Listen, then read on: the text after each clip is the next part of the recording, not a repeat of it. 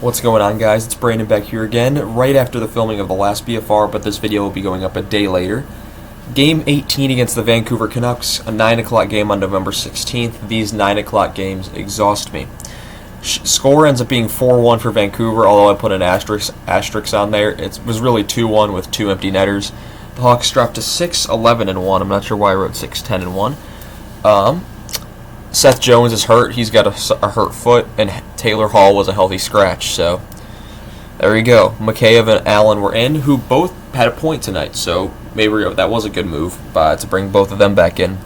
Shots were 33-29 Vancouver. Hits were 35-14 Vancouver. Faceoffs 32-19 Vancouver.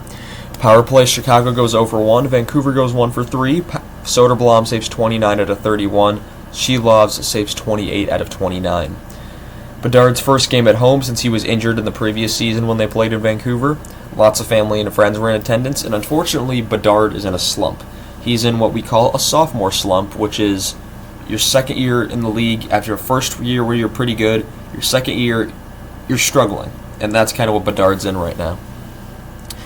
First period, DeBrusk just shoots wide early, and Heinen is saved, and then after that, the Hawks kind of control the rest of the first period. Soderblom loses a skate blade, and there's a great play.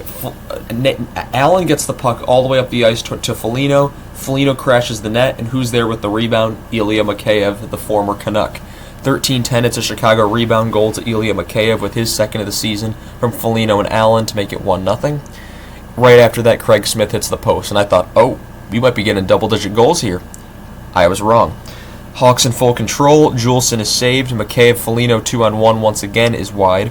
Maroon is wide. Reichel and Brandstrom have a huge collision at center ice. Reichel seemed to get the worst of it, but overall both of them were fine. 4:13, it's just a Vancouver penalty to Hronik for hooking, which would be killed. Dickinson just missed. Smith is saved, and Bedard is saved. Second period, not a bad start to the second. Kaiser takes down Brandstrom after he pokes Mrazek, and the Hawks get a penalty for that. I don't know how Brandstrom doesn't, but I don't know. 15:26, it's a Chicago penalty to Kaiser for roughing, and I wrote down what the hell because that's kind of what I felt about it. 12:46, and it's a Chicago penalty to 15:04. So 22 seconds into the power play, Vancouver scores on a deflection off Connor Murphy. Power play goal from Elias Pettersson, his 5th of the season, who was struggling to start the year, but it's good to see him back up and scoring again because he has that star power in him, but he just struggles to get it together. When he's in a slump, it's bad. Miller and Hughes with the assist there to make it 1-1. 12:46, that's a Chicago penalty to Bertuzzi for tripping. Let's Go PD chants filled the stadium, but that penalty is killed. What do we have here? Pettersson is saved on the next power play. Lehermaki, is that how you say it? Lehermaki, the Canucks first round pick, who scored his first goal in his last game. That is saved. Anderson shorthanded is saved. Donato has a deflection saved. Foligno has a break that's saved. DeBrusk has a chance that goes wide, and Teravainen has a chance that is saved. He's another one of those guys that cannot put points up anymore for whatever reason. He had a great first 5 games, and since then he's not looked very good. Third period, calls have not gone the Hawks' way, and I wrote that down there, and it continued into the third. 15:35, it's a Vancouver goal from Eric Brandstrom, his second of the season from Sherwood and DeBrusk to make it 2-1. 14:52, Chicago penalty to Kurashev for hooking, which is killed.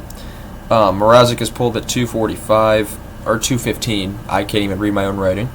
1:56, Vancouver gets the empty netter. It's JT Miller with his 6th of the season from his former Blackhawk, Pius Suter. 3-1 game. Mrazek is pulled again for some reason at 1:40.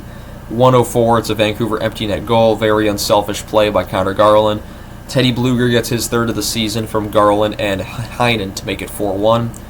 And that was just horrible defense on that empty net goal. Like, the Hawks defense got so turned around, I didn't even know what to say about it. But yeah, that concludes that game. This team can't score. That's the long and the short of it. This team can't score goals.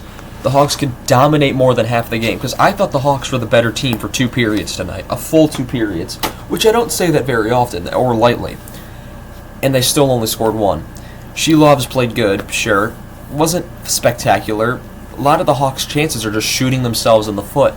If they get a chance on a one-timer, they miss the one-timer. If they get a chance that is really close to the net, they shoot it wide. I don't know what it is, if it's a lack of practice, lack of coaching, the strategy's bad on offense. Defensively, they've been pretty good overall. Like, I know that 4 is ugly, but they've been holding teams to 2-3 goals, and that's been fine. I'm fine with that. But you need to score goals to win. They say defense wins championships.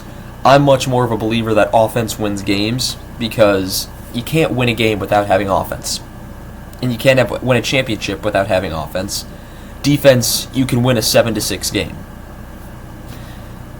Take what you want from that. Words of wisdom, but yeah. Anyway, that's going to be all I have for you guys in this one. Take what you want from that. I shall see you all in the next one. Have a good one.